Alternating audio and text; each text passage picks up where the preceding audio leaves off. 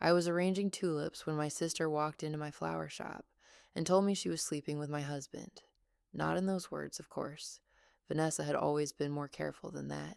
She stood in the doorway, backlit by the afternoon sun, her designer coat unbuttoned just enough to show the cashmere beneath, and she said, "Claire, we need to talk about David." I didn't look up from the bouquet. White tulips mixed with eucalyptus, ordered for a funeral. Appropriate, I thought, for what was about to die between us. "What about David?" I asked, my hands steady on the stems. "He's unhappy. You know that, don't you?" I did know. David had been unhappy for months, maybe years. He'd stopped touching me casually. Those little brushes of hands, the kiss on the forehead before bed. He'd started working late, started going to the gym at odd hours, started looking at me like I was furniture he'd grown tired of, but hadn't bothered to replace yet. "Marriage is work," I said, trimming a stem at an angle the way my mentor had taught me 15 years ago. "Sometimes people are unhappy. He deserves better than this." Vanessa gestured around my shop, at the coolers full of roses and lilies, at the workbenches covered in ribbon and floral foam. "Then you playing florist in this tiny shop while he builds an actual career." Playing florist. As if Bloom and Stem hadn't been written up in 3 different magazines. As if I hadn't designed arrangements for the mayor's daughter's wedding. As if I hadn't built something real with my own hands while Vanessa drifted from one job to another, funded by our parents' guilt money. "Did David send you here to tell me this?" I asked. "David doesn't know I'm here. I'm trying to help you both. I'm trying to make you see that you're holding him back." I set down my shears and finally looked at her. Really looked. Vanessa was 32, 3 years younger than me, and she'd always been beautiful in the way that makes people forgive. Things. Blonde where I was brunette, tall where I was average, confident where I'd learned to be careful. "How long?" I asked. She had the grace to look surprised. "What? How long have you been sleeping with my husband?" The silence stretched between us like a wire pulled taut. Outside, someone walked past the shop window. A bus hissed to a stop at the corner. The world continued as if my sister hadn't just confirmed my worst fear with her silence. 4 months, she finally said. "But it's not what you think. We didn't mean for it to happen. It just... We connect, Claire. In ways you two never did." 4 months. A third of a year. All those late nights David had spent at the office. All those weekends Vanessa had been too busy to meet for coffee. All those times I'd felt like I was losing my mind, wondering if I was paranoid or perceptive. "Get out," I said quietly. "Claire, listen.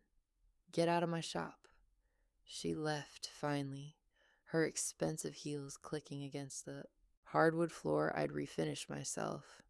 The bell above the door chimed, cheerful and oblivious. I went back to the tulips, finished the arrangement, wrote out the card in my careful handwriting, in loving memory, placed it in the cooler for tomorrow's delivery. Then I locked the shop door, sat down on the floor behind the counter, and let myself feel it. All of it.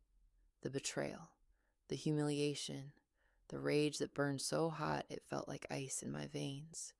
But underneath the rage was something else, something cold and patient and calculating. Because Vanessa had made a mistake. She'd assumed I was weak, that I would cry and beg and fall apart, that I would make it easy for her to take my life and wear it like one of her expensive coats. She didn't know what I knew, what I'd learned, what I'd been preparing for, without even realizing it.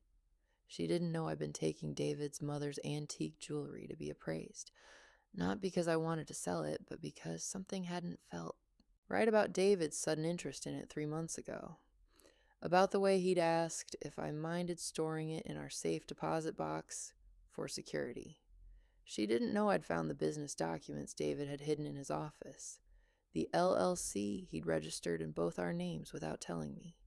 The second mortgage he'd taken out against our house, my house technically inherited from my grandmother, to fund some investment scheme I didn't understand yet. She didn't know I'd been documenting everything quietly, carefully, taking photos of documents, saving texts, building a file I told myself was just paranoia, just me being crazy. Except I wasn't crazy. I'd been right all along. I stood up, brushed off my jeans, and pulled out my phone. I had work to do. The first call I made was to Patricia Huang, the lawyer who'd handled my grandmother's estate. The second was to a forensic accountant Vanessa had mentioned once, someone who'd helped a friend during a difficult divorce. The third was to my landlord, the elderly man who owned the building my shop was in, and who'd always treated me like a granddaughter.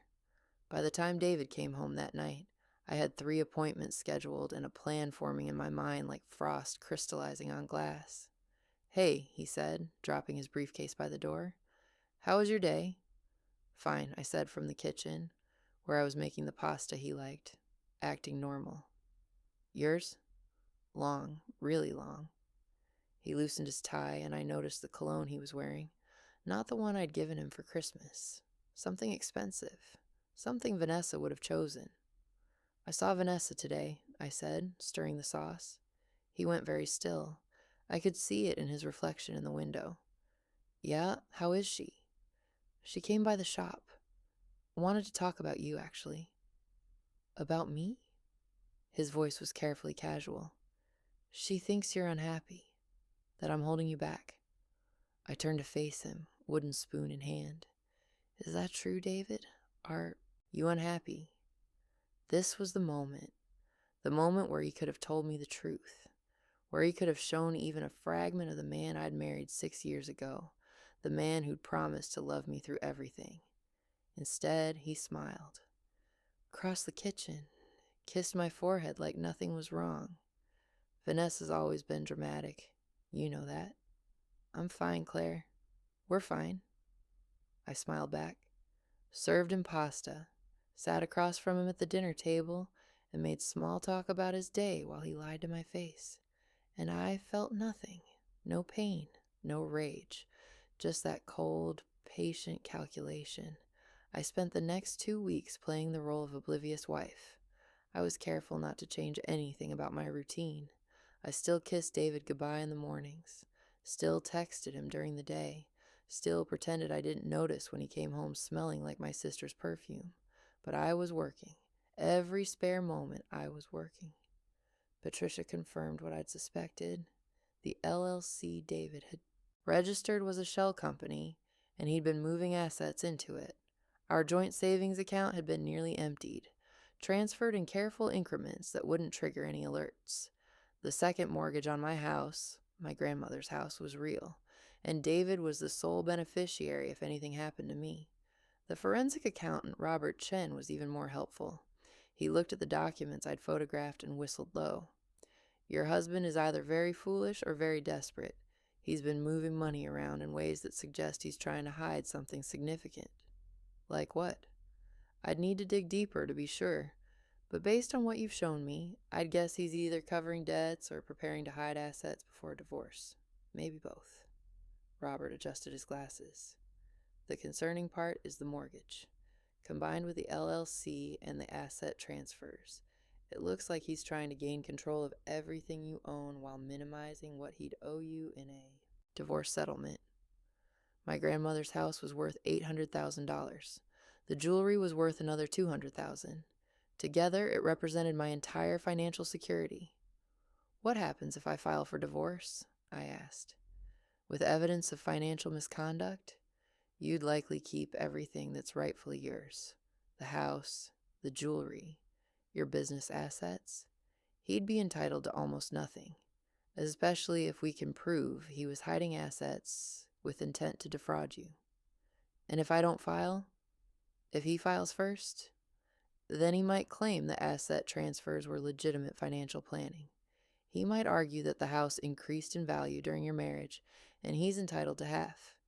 He might claim your business grew because of his support, and he deserves a portion." Robert leaned forward. "The person who files first has the advantage. They control the narrative."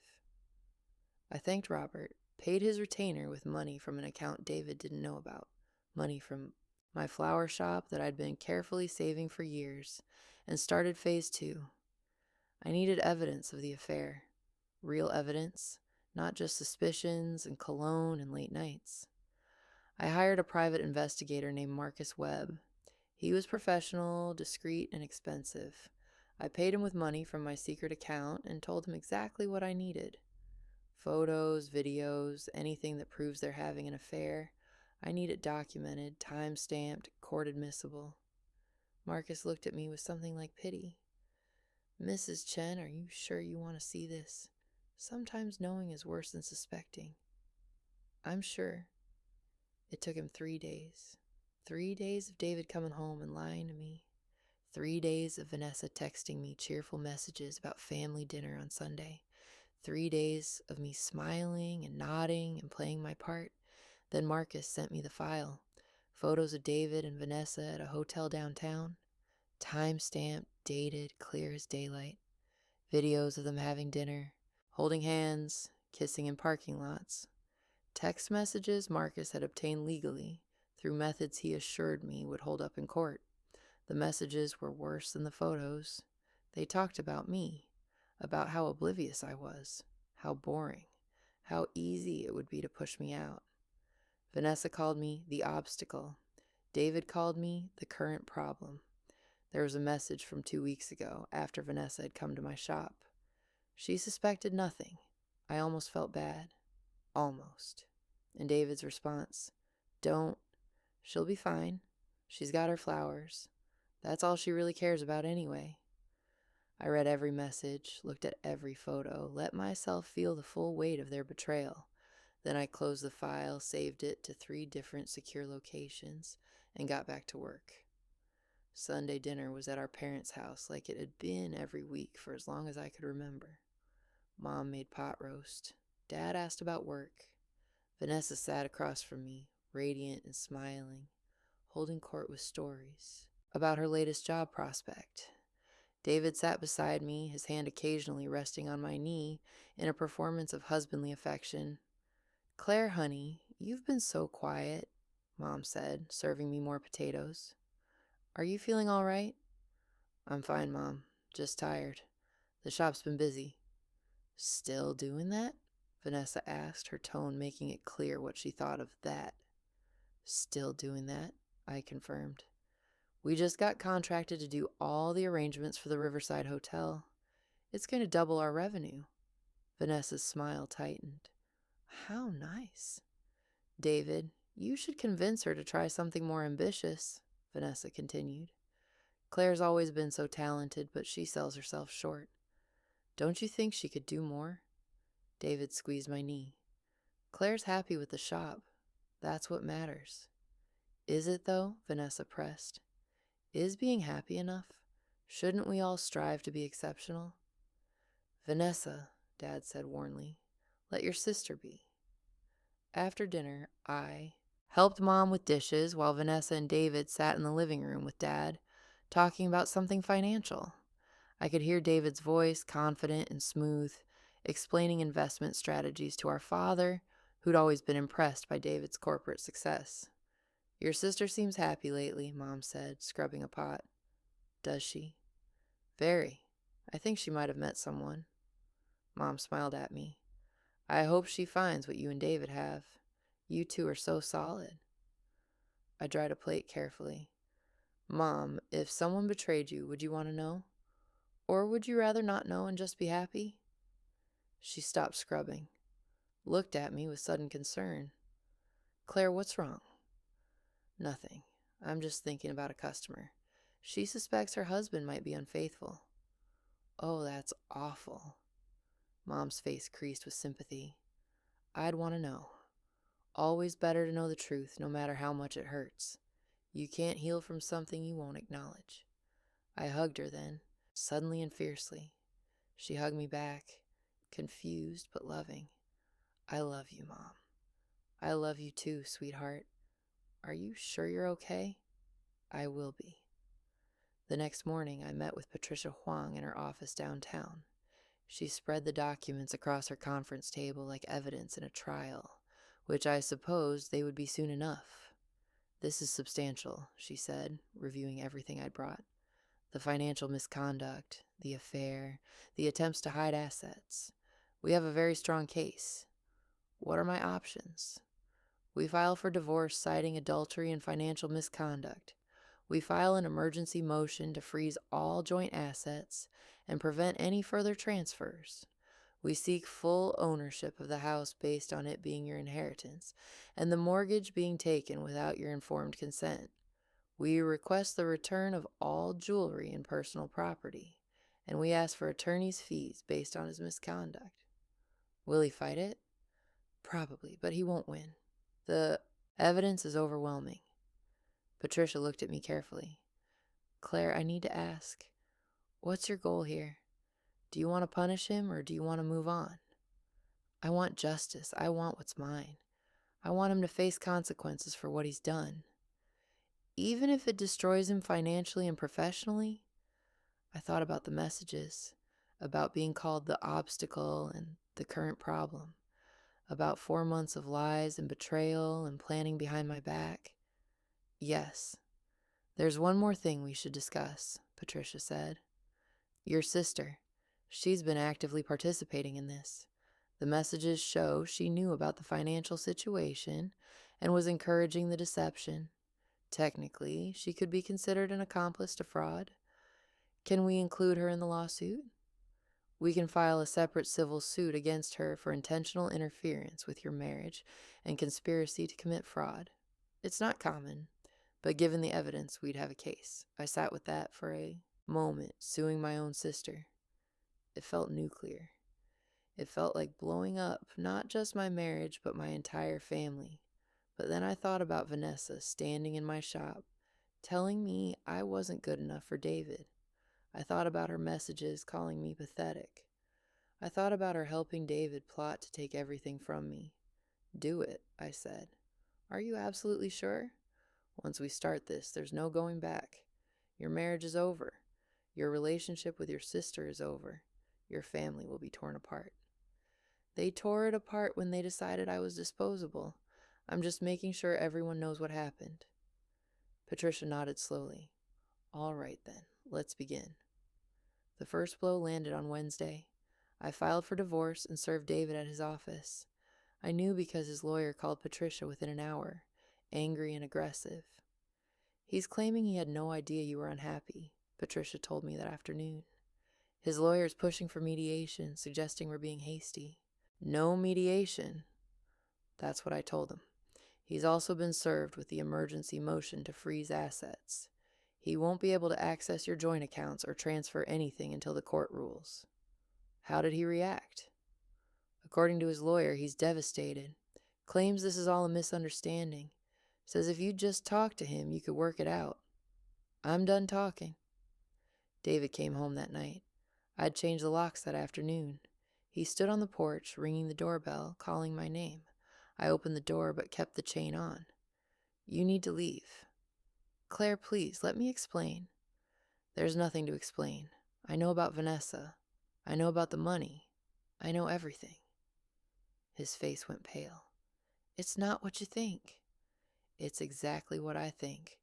You've been stealing from me and lying to me and planning to leave me with nothing. I never wanted to hurt you. Things just got complicated. Complicated? I felt the rage bubble up, hot and sharp. You mortgaged my house. You emptied our accounts. You've been sleeping with my sister. That's not complicated, David. That's betrayal. If you'd just let me come in, let me talk to you. No, you have no right to be here. This is my house, my grandmother's house, the house you tried to steal. I need to get my things. Your things are being packed and will be delivered to you. Patricia has the details. You can't keep me out of my own home. It's not your home. It never was. It's mine. And the mortgage you took out was fraudulent. I started to close the door. Claire, wait. Please, I love you.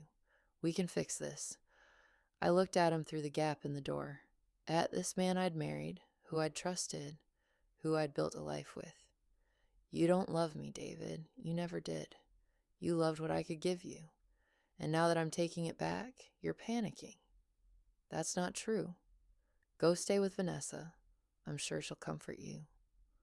I closed the door, heard him knocking, pleading. his voice getting desperate. Then I heard his footsteps retreating down the porch steps. I sat down on the floor with my back against the door and let myself shake. The next blow came 2 days later. I filed the civil suit against Vanessa. She showed up at my shop within hours, and she was furious in a way I'd never seen before. "You're suing me? Your own sister?" I was working on arrangements for a wedding. White roses and garden roses and shades of blush and cream. I kept my eyes on my work. "Yes." "For what? What did I supposedly do?" "Intentional interference with my marriage. Conspiracy to commit fraud. It's all in the documents your lawyer received." "This is insane." "You're insane." "I have messages, Vanessa. Messages where you and David discuss how to manipulate me, where you help him plan how to hide assets, where you call me pathetic and talk about how easy it will be to push me out." She went very still. "How did you get those messages?" "Does it matter?" "You had us followed. You spied on us." "I protected myself from people who were planning to steal from me." "I didn't steal anything." "You helped David. You knew what he was doing and you encouraged it. That makes you complicit." She stepped closer to the work table. "Claire, you don't understand. David and I, we fell in love. It wasn't planned. It just happened 4 months ago, after he'd already started moving assets and taking out loans against my house. I didn't know about that, not at first. But you knew eventually, and you didn't tell me. You helped him hide it. Because I knew you'd react like this. You're vindictive and petty, and you can't stand to see anyone else happy." I set down my shears and looked at her. Really looked at her. "You slept with my husband. You helped him steal from me. You plotted behind my back for months, and I'm the vindictive one? I made a mistake. I'm sorry. But suing me, trying to destroy my life, that's cruel. You were trying to destroy mine." "That's not true. We were going to make sure you were taken care of. David was going to give you a fair settlement. After he'd stolen everything I owned? How generous. Mom and Dad are going to take my side. You know that, right?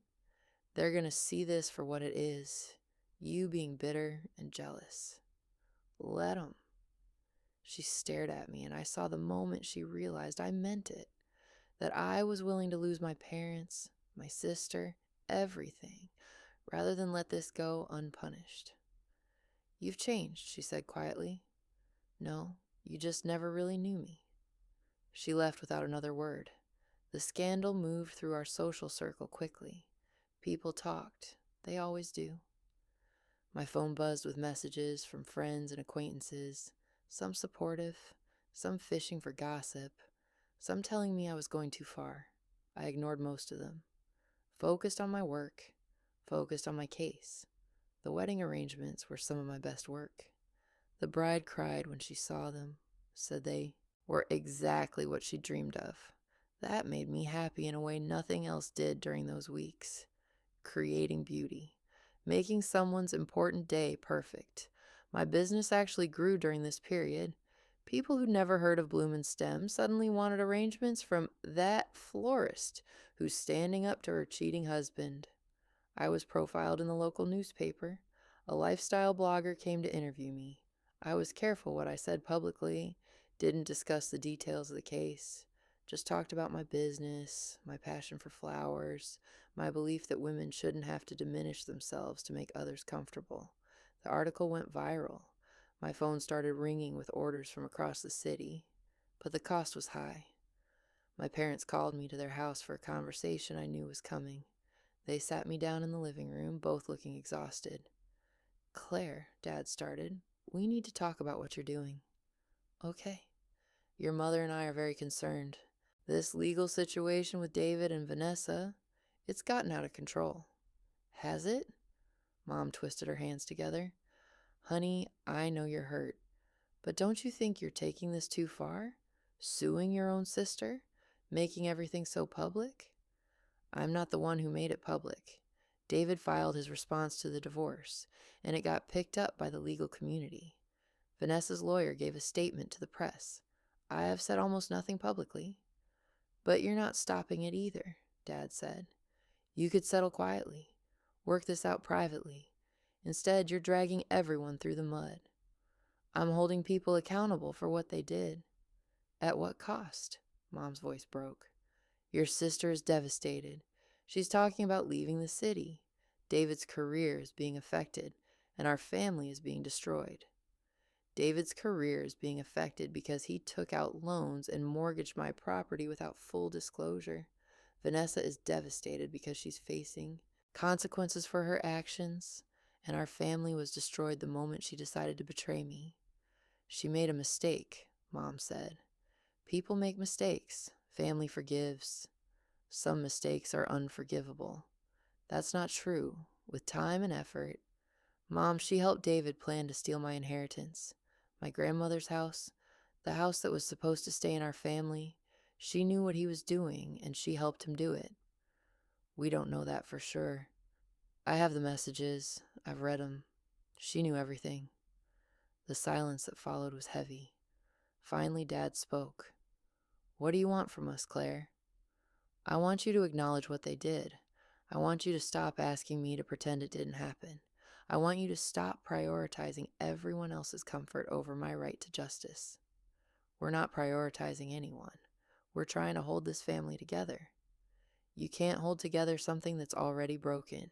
You can only acknowledge it's broken and decide what to do next. Mom started crying. So what? We're just supposed to choose? Between you and your sister? You don't have to choose. You can support us both through the consequences of our choices.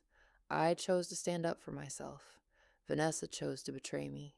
Those are our choices. You get to decide how you respond to them. This is impossible, Dad said, his voice hard. You're asking us to condemn your sister. I'm asking you to see her clearly, and me clearly, and decide what kind of family you want to be. We sat in silence for a long moment. Then I stood up. I should go. I have work in the morning. Claire, Mom said, please, can't we find a way through this? I don't know, Mom. Can we? I left without waiting for an answer. The divorce hearing was set for 6 months after filing. During that time, David's lawyer fought every motion, contested every claim, tried every delay tactic possible, but Patricia was relentless. She documented everything, the hidden accounts, the transferred assets, the fraudulent mortgage, the affair. She built a case so airtight that even David's expensive lawyer couldn't find a way through it. 2 weeks before the hearing, David's lawyer called with a settlement offer. He'll give you the house free and clear, all jewelry, and $60,000 in cash, Patricia told me. In exchange, you drop the fraud claims and agree not to pursue any criminal complaints. No. Claire, it's a good offer. You'd get everything you want. I want him to face a judge. I want his financial misconduct on the record. I want everyone to know what he did. The settlement would be confidential, but the divorce would still be public. People would still know you divorced him for adultery. That's not enough. Are you sure? Because if we go to trial and somehow lose, we won't lose. You said so yourself. I said we have a strong case, but trials are unpredictable. A sympathetic judge, a good performance from David, unexpected, testimony, anything could happen. Then we deal with it, but I'm not settling. Patricia was quiet for a moment. Okay, then we go to trial. The hearing lasted 3 days. David's lawyer painted him as a devoted husband who'd made some poor financial decisions under stress, who'd had a moment of weakness with Vanessa but deeply regretted it, who loved me and wanted to work things out if only I'd give him a chance. My lawyer presented the messages, the financial records, the timeline of deception, the evidence of intentional fraud. On the 3rd day, I took the stand. David's lawyer tried to make me seem vindictive, bitter, a woman scorned who was exaggerating everything out of spite. Mrs. Chen, isn't it true that you hired a private investigator to follow your husband? Yes. And you did this because you suspected an affair? I did this because I suspected my husband was hiding things from me. The affair was part of what I discovered. But you were looking for evidence against him. You wanted to find something wrong. I wanted to find the truth. And when you found that truth, you immediately filed for divorce without trying to work things out. I filed for divorce when I discovered my husband had mortgaged my inherited property without my full knowledge, had been moving our assets into accounts I couldn't access, and had been lying to me for months. But you didn't try counseling? Didn't try to save your marriage? You can't save something that was already destroyed. I was just the last one to realize it was over. The judge ruled in my favor on everything. The house was mine. The jewelry was mine. David had to repay the fraudulent mortgage. He had to return all transferred assets. And he had to pay my attorney's fees. The judgment was public record. It was covered in the legal newspaper, mentioned in several blogs about divorce law. David's professional reputation took a hit. Not because of the affair, but because the financial misconduct showed poor judgment and ethical violations that made clients nervous. The civil suit against Vanessa took longer. She fought it viciously, hired multiple lawyers, claimed she'd been manipulated by David, insisted she'd known nothing about the financial fraud. But the messages contradicted her story.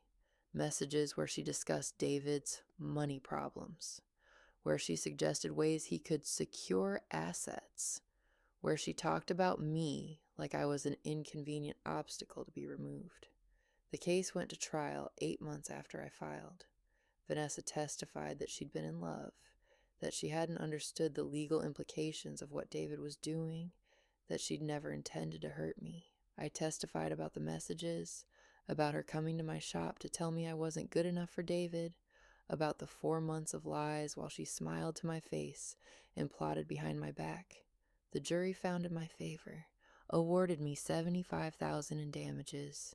It wasn't about the money. I'd spent nearly that much on legal fees. It was about the judgment, the official acknowledgement that what she'd done was wrong. Vanessa left the city 3 months later, moved across the country. I heard it from Mom, who called to tell me in a voice heavy with grief and accusation. "I hope you're satisfied," she said. "Your sister is gone. David is ruined, and our family is destroyed." "I'm satisfied that people face consequences for their actions," I said. "You're cold, Claire. I don't know when you became so cold." I became this way when I realized that being warm and trusting and forgiving just made me easy to exploit. That's a terrible way to live. It's better than being a victim. She hung up without saying goodbye. Dad sent me an email a week later, said they needed space from me, that they loved me but couldn't support what I'd done, that maybe someday we could reconcile, but not now. I read it twice, then archived it. Didn't respond. 2 years later, I stood in my expanded shop. I'd bought the building from my elderly landlord when he retired, knocked down walls, created a space 3 times the size of the original, and looked around at what I'd built. The exposed brick walls were lined with climate-controlled coolers full of every type of flower imaginable. The work area had 3 large tables where my staff could create arrangements. The front showroom displayed finished pieces that made people stop and stare through the windows. I had 6 employees now. A single mother who needed flexible hours. A young man transitioning out of foster care who needed job skills and mentorship. A college student studying botany. A retired teacher who'd always dreamed of working with flowers. 2 recent immigrants who needed work experience in their new country. I paid them well, gave them health insurance, treated them with respect and kindness. My business had grown every year since the divorce. I'd been featured in national magazines, hired for celebrity weddings, contracted by luxury hotels and high-end restaurants across the region. I'd built something real and lasting and entirely mine. On difficult days, I thought about David and Vanessa, wondered where they were, what they were doing, wondered if they'd learned anything or if they were still the same people who thought they could take everything from me. On good days, I thought about the woman I'd become, the woman who'd been underestimated and had used that underestimation to protect herself, the woman who'd refused to be a victim, even when everyone expected her to be. I thought about my mother asking if I wanted to know the truth or just be happy, about her saying you can't heal from something you won't acknowledge. I'd chosen truth. and it had cost me my marriage, my sister, my parents, everything that was supposed to matter. But it had given me something more valuable: myself, my integrity, my strength, my absolute certainty that I could face hard truths and survive them. One afternoon, a woman came into my shop. She was maybe 35, well-dressed but anxious. She looked at the arrangements in the window for a long time before coming inside. "Can I help you?" I asked. "Are you Claire?" "Claire Chen?" "I am.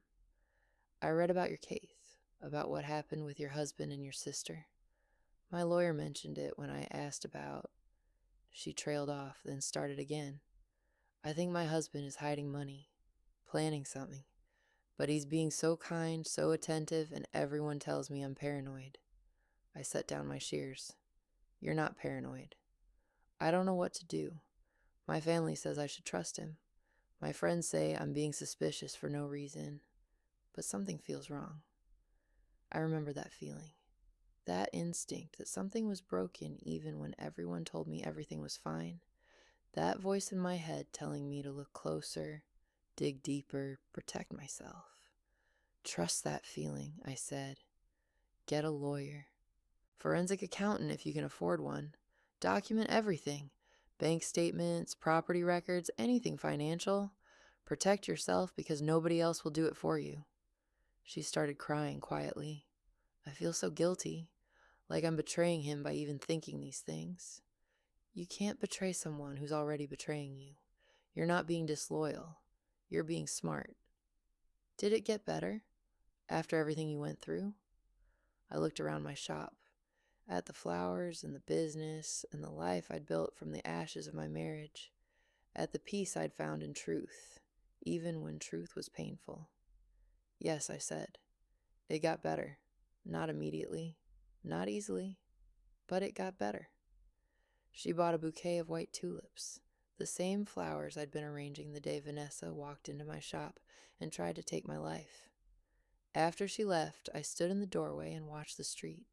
People walking past, cars stopping at the light, the city moving forward, indifferent to all our private betrayals and survivals. Somewhere, David was rebuilding his life, his reputation damaged but not destroyed. Somewhere, Vanessa was starting over in a new city. Somewhere, my parents were having dinner together, trying not to talk about their daughters, and I was here, in my shop, surrounded by beauty I'd created with my own hands and determination. I'd been called vindictive, cruel, unforgiving, cold. My own mother had said I'd destroyed the family, but I'd only destroyed the pretense, the comfortable lie that family meant tolerating betrayal in silence, the fiction that being kind meant letting people hurt you without consequences. I'd chosen truth over comfort, justice over peace, myself over everyone else's expectations of who I should be, and I would make that choice again, every single time, because some things are worth fighting for. Your dignity, your truth, your right to protect what's yours, your refusal to be diminished by people who should have loved you better. The bell above my door chimed as another customer entered. I turned away from the window, put on my professional smile, and went to help them. Tomorrow there would be more flowers to arrange, more customers to serve, more beauty to create from the raw materials of earth and water and light, more women who needed to hear that protecting yourself wasn't cruelty, it was survival. But tonight I would go home, to the house my grandmother left me, the house David had tried to steal, the house I'd fought for and won and filled with peace. I would make dinner in my kitchen, read in my living room, sleep in my bed, live in my space, and it would be enough, more than enough. It would be everything. If this story stayed with you, subscribe to Silentha Narratives. Some stories are meant to be heard slowly.